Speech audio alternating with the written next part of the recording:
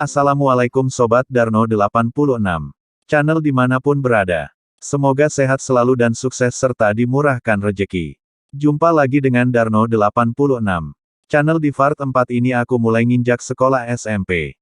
Selamat mendengar cerita rakyat jelata ini dari Darno 86 Channel. Semoga sobat semua dapat menikmati dan terhibur. Baiklah kita mulai. Di SMP ini aku belajar, SMP swasta Rimba Jaya. Dan gedung sekolah kami masih menggunakan dinding papan. Walaupun menumpang di gedung sekolah dasar yang penting akhirnya kami bisa sekolah.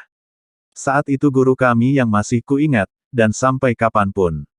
Beliau adalah Pak Nur Rohwi, pendiri sekolah kami sekaligus kepala sekolah.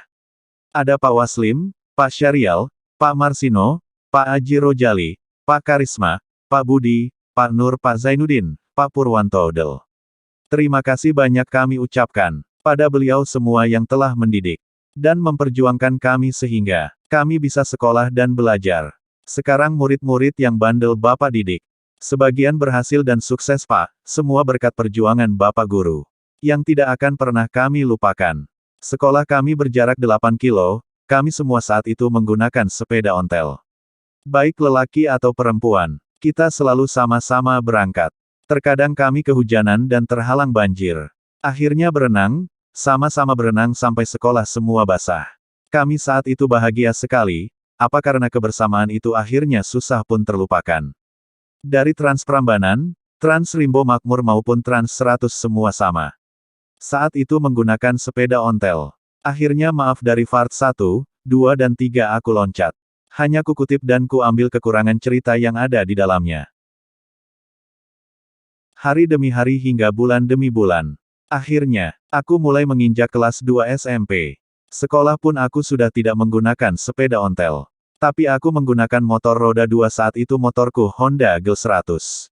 Walaupun terkadang mogok tapi alhamdulillah tidak pakai sepeda ontel lagi. Alhamdulillah ekonomi kedua orang tuaku sudah mulai lumayan. Aku sendiri sekolah masih sambil kerja di kebun sawit. Di saat mulai lumayan kehidupan keluarga kami. Cobaan datang silih berganti, orang tua emak bapak mulai sakit-sakitan. Aku juga mulai merasakan sakit-sakitan di perut. Sakitku ini sebenarnya sudah aku rasakan sejak kelas 6 SD, tapi ku anggap sakit biasa saja. Di sekolah temanku banyak dari berbagai suku. Dan ceweknya cantik-cantik. Saat itu masa puber, masa cinta monyet, masa-masa sekolah. Kelas 2 aku sudah punya pacar, makanya kalau tidak berangkat sekolah merasa rugi sekali. Saat aku mulai lebih semangat di sekolah. Aku sakit dan harus operasi. Kata dokter aku kena hernia ringan, akibat belum waktunya kerja kasar. Sudah kerja dan sering angkat berat-berat dan perut tidak pakai pengaman. Gimana tidak berat, namanya kelapa sawit, ya berat apa? Lagi kalau langsirnya berbukit naik turun.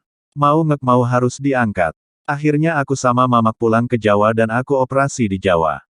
Setelah operasi aku pulang lagi ke Riau dan melanjutkan sekolah. Namun aku harus ngontrak. Alhamdulillah ada kenalan bapak dari Jawa. Namanya Pak Oman, mau menampungku hingga aku tamat sekolah.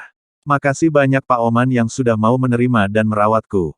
Semoga bapak sekeluarga selalu sehat dan diberi umur panjang, amin ira. Semoga cerita ini menghibur dan bermanfaat. Akan aku lanjutkan di part 5 ya sobat, masih seputar sekolah SMP dan lebih menarik. Cerita rakyat jelata ini cerita nyata sobat. Cerita perjalanan hidupku. Jadi jika sobat mau cerita selanjutnya dan agar channel ini berkembang, jangan lupa tonton video saya sampai habis baru bantu like, komen, share dan subscribe.